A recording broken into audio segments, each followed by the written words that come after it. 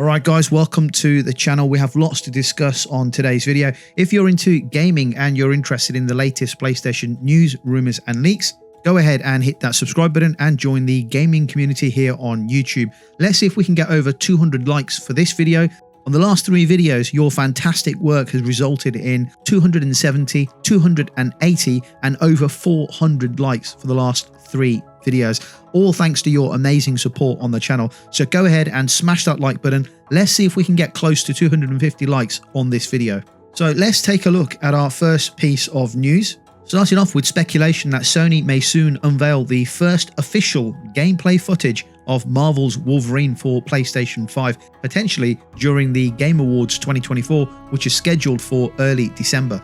Although the game has generated a lot of hype and buzz since Insomniac Games' initial reveal a couple of years back, and also due to Insomniac Games becoming the victim of a significant ransomware attack last year, which led to alpha footage leaks, the upcoming showcase would provide the first official look at the game. This information comes from a very reputable leaker called Circulating, who claims that Sony is preparing to unveil the game soon, possibly at the gaming industry's biggest event of the year, the Game Awards. While this makes sense given the prestige of the IP and the massive audience that the event attracts, Sony has also been increasingly using its own platforms like digital events and the PlayStation blog to reveal upcoming projects. So while a TGA reveal seems plausible, it's also possible Sony may opt for a more controlled, maybe even a low-key personal setting for the debut. Marvel's Wolverine has been in development for a while now, with Insomniac Games previously confirming that their team is firing on all cylinders to bring the game to life. There are already rumblings of a 2025 release window for Wolverine. Can you believe that? A 2025 possible release window for Wolverine, which aligns with the possibility of a major reveal soon. So fans are eagerly awaiting more details, as Insomniac Games has a reputation for delivering very high quality, story-driven superhero games, as evidenced by the success of the Spider-Man set of games. And can you imagine that? A 2025 release. That will blow everybody's expectations away. While I wish this was true and that the game was less than 12 months away from release, but let's just hold fire. Let's be realistic. Following the ransomware attack which led to footage of the game being released online, which to be fair was from earlier builds of the game, that left Insomniac Games going back to the drawing board really, and from there you kind of felt they would be at least 3 or 4 years away from Wolverine coming out. And I think most people in their minds have got expectations of 2026 at the earliest, maybe even 2027. So let's see what happens with this rumor from Circulating. After all, the Game Awards are only a few weeks away now, so we'll get to find out soon enough. But imagine if that was true, a 2025 release for Wolverine. That would be unthinkable, with Ghosts of Yotai, Death Stranding 2 and GTA all coming out in the same year. You imagine adding Wolverine to that. I mean, that is unbelievable. And if Wolverine gets a confirmation date of 2025, it's obviously going to be PS5 Pro enhanced. Would that tempt you into buying a PS5 Pro? If you haven't already done so, let me know down below in the comments. But sticking with the theme of Insomniac Games, Marvel's Spider-Man 2, the critically acclaimed sequel developed by Insomniac Games, is coming to PC on January the 30th, 2025. The announcement was made at New York Comic Con 2024, coinciding with the game's Steam page going live for pre-release wishlisting. The PC version, crafted by Insomniac Games in collaboration with Nixxes Software, has been highly anticipated, especially given the success of the previous games released on PC. Alongside the announcement, a short trailer showcasing the game's graphical capabilities on PC was released, but potential players were warned that it includes significant spoilers from the story, so those who are avoiding spoilers until they can experience the game for themselves may want to hold off watching the trailer, although having said that, the trailer is playing in the background. In a PlayStation blog post, Mike Fitzgerald, core technology director at Insomniac, praises Nixxes for their excellent work in optimizing the game for PC. The PC release will support features like keyboard and mouse controls, ultra widescreen display options, and various graphical settings, ensuring that it feels like a true PC experience. 2 versions of the game will be available at launch. That's the Standard Edition and the Deluxe Edition. A significant detail that caught fans' attention during the blog post was the confirmation that no additional story DLC is planned for Spider-Man 2. Senior community community manager Aaron Jason Espinoza revealed that while post-launch content such as New Game Plus, new suits and other features will be included, there won't be any new narrative expansions unlike the first Spider-Man game, which had multiple DLC story packs. This may be disappointing for fans hoping to see more narrative content, but it points to the development team possibly saving new stories for future entries in the series. I mean, I can see why some Spider-Man fans may be disappointed that there is no DLC for Spider-Man 2, but in a way, I've got to be honest, I am glad that Insomniac are done and are now moving on to different things now, because we've had Spider-Man 1, we've had Spider-Man Miles Morales and Spider-Man 2, and also content for Spider-Man 1 in terms of DLC. So that's a lot of games there, a lot of the similar games in a similar environment, same control systems, right? Same characters, and yes, there's some expansion on characters, but typically speaking, it's the same universe over the last 5 years. So let's move on to some new games like Venom, which will give us some new characters and hopefully some new gameplay features. Wolverine, which if the rumors are true, may come out sooner than expected. And then in 3 or 4 years' time, we can then look forward to maybe a Spider-Man 3 when the time is right. I think 3 Spider-Man games in the last 5.5 years or so.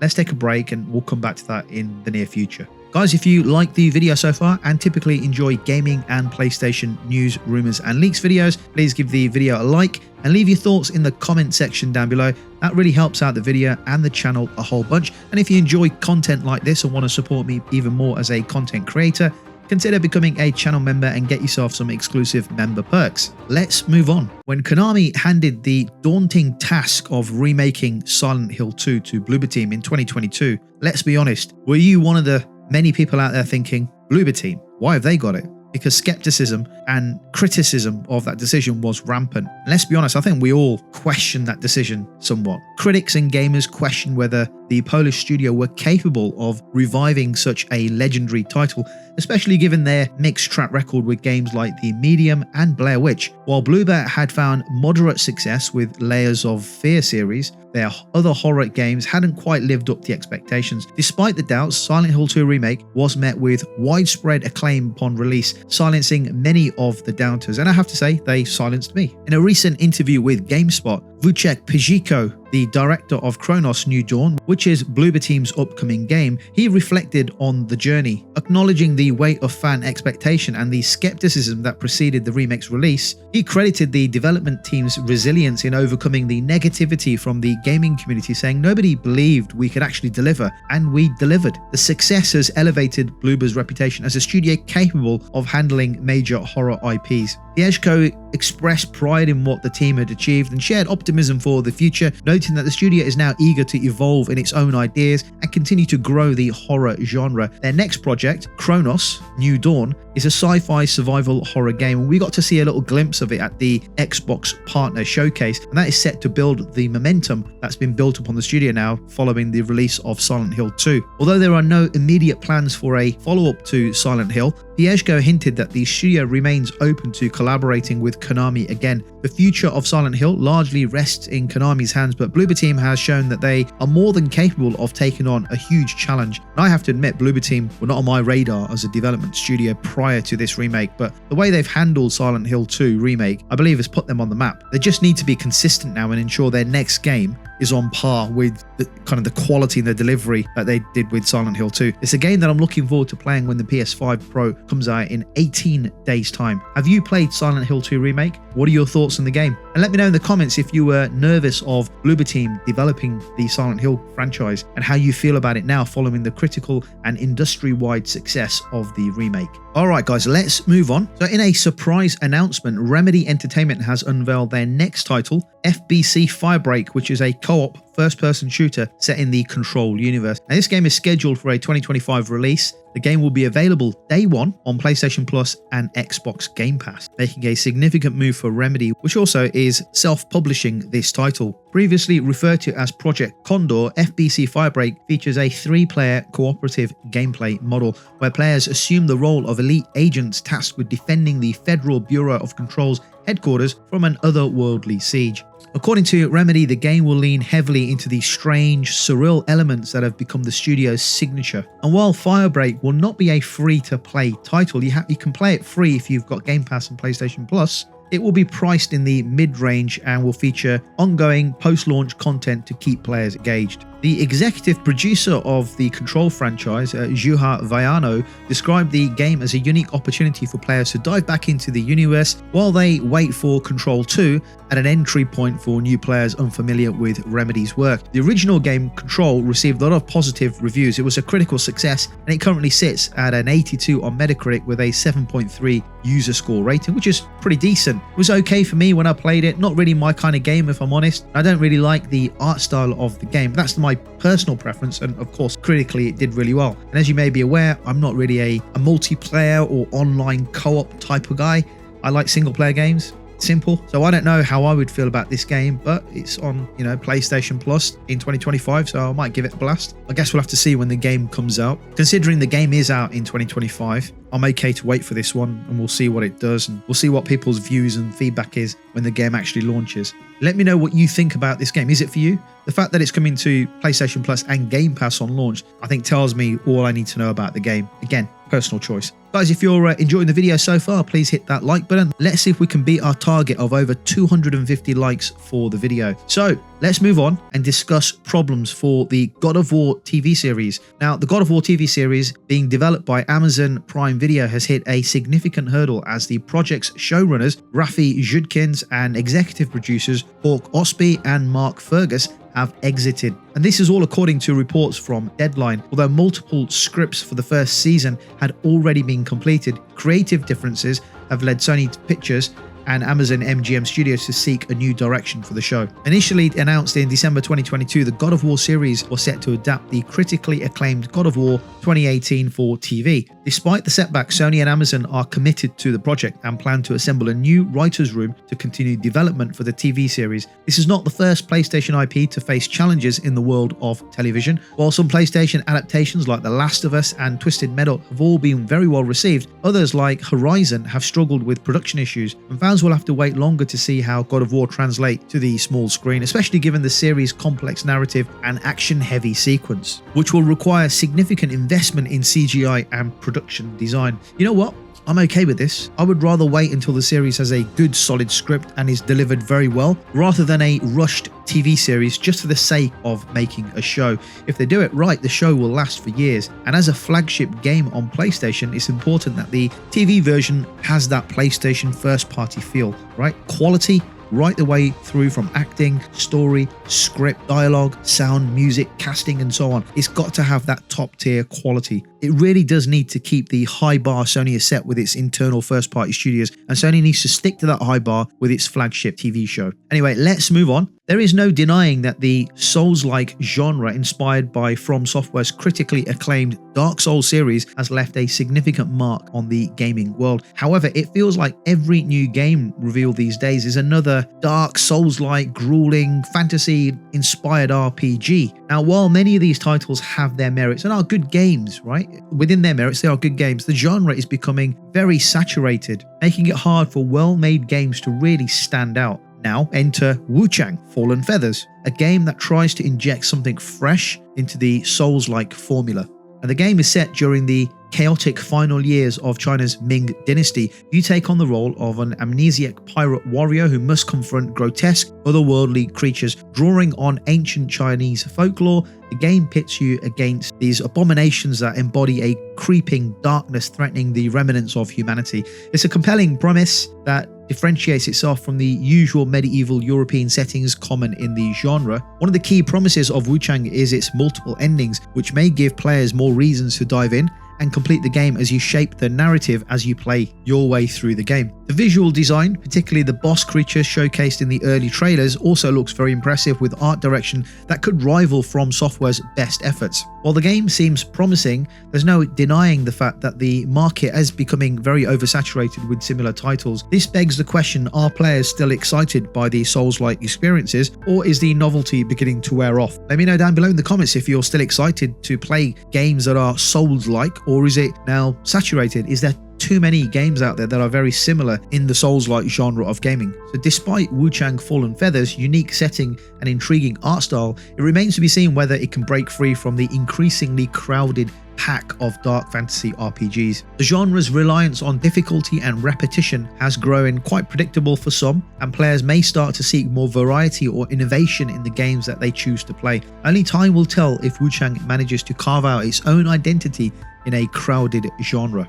Okay, let's move on. Naughty Dog, the developer behind the Uncharted and The Last of Us series, has built its reputation on delivering compelling, narrative-driven experiences. However, reports are suggesting that the studio's next project will break from the linear structure of its previous games by offering a much greater degree of player freedom. This is a notable shift for the studio, known for its tightly scripted gameplay and emotional storytelling. During an episode of the Min-Max show, host Ben Hansen revealed some interesting hints about the new game, stating it's been compared to titles that emphasize player choice and freedom. While the specifics remain a mystery right now, this marks a significant departure from the more controlled narrative paths of The Last of Us or Uncharted. The source Hansen referred to claims that fans are not prepared for how ambitious and how impressive this upcoming project will be. Earlier this year, Naughty Dog's president, Neil Druckmann, also described the new game as particularly ambitious, though he acknowledged the significant challenges in its development. He spoke openly about the stress and the difficulty involved in bringing such an ambitious project to life. However, Druckmann emphasized his desire to ensure the process is a joyful one for the team despite the inherent pressures of game development. There's a lot of speculation regarding this newfound player freedom and what that could mean. Could we be looking at an open world structure, something similar to The Legend of Zelda Breath of the Wild, or something like Red Dead Redemption, or perhaps a more narrative driven experience with multiple branching paths and decisions that shape the world and story? Either way, Naughty Dog's venture into this new territory promises to be something very different from what fans have come to expect. For now, we can only speculate about what kind of world and what kind of game Naughty Dog is crafting, but it's clear that they are pushing themselves to deliver something that may redefine expectations once again. The transition from linear storytelling to a more open-ended player experience could represent a bold new chapter for one of the most lauded developers in the gaming industry. I also wonder how much of their so-called live service game elements will be utilized and incorporated in their next project, and if we will get to hear more about Naughty Dog's project at the Game Awards. Either way, I'm looking forward to seeing what the studio is working on.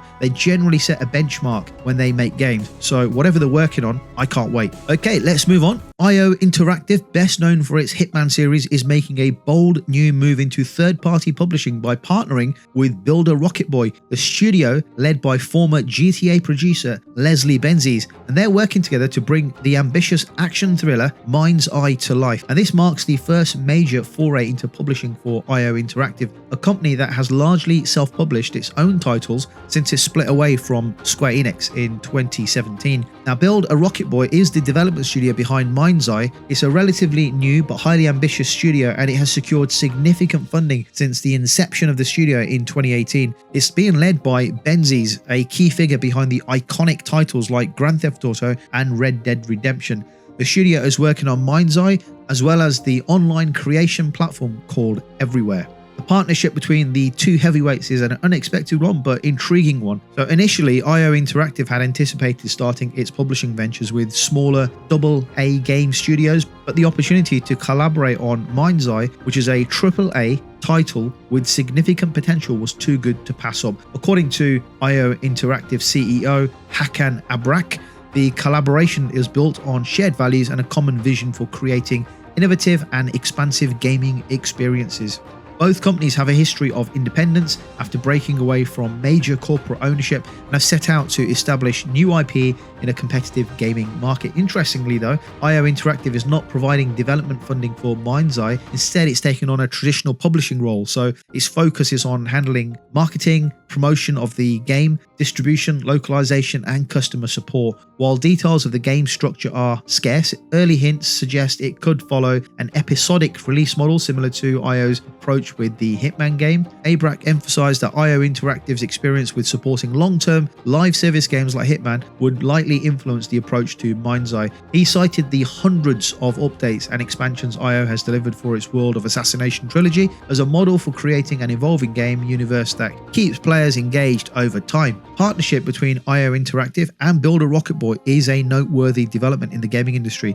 It showcases the potential for independent AAA studios to collaborate on large-scale projects while remaining autonomous, a rarity in the world of big budget gaming. This also highlights the evolution of IO Interactive since its split from Square Enix. The studio has not only thrived in the post-Hitman era with exciting projects like the James Bond origin story and a new fantasy IP in development, but it has also taken on the ambitious challenge of supporting a new AAA game from an external studio.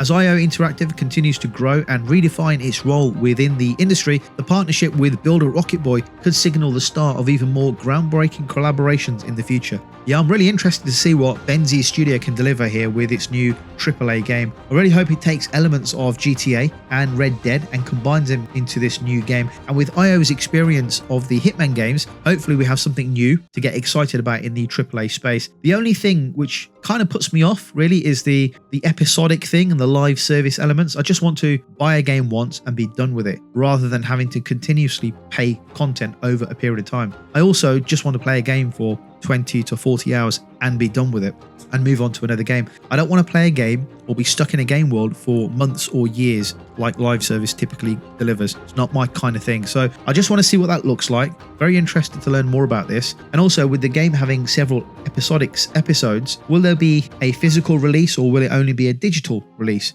So many questions, but time will tell what this shapes up to be. But excited anyway to learn about a new AAA IP from someone who was involved with the inception of GTA and Red Dead. Let me know your thoughts in the comments down below, guys, about the topics we have discussed today. Thank you for watching. If you like the video, give it a thumbs up and I'll catch you on the next video.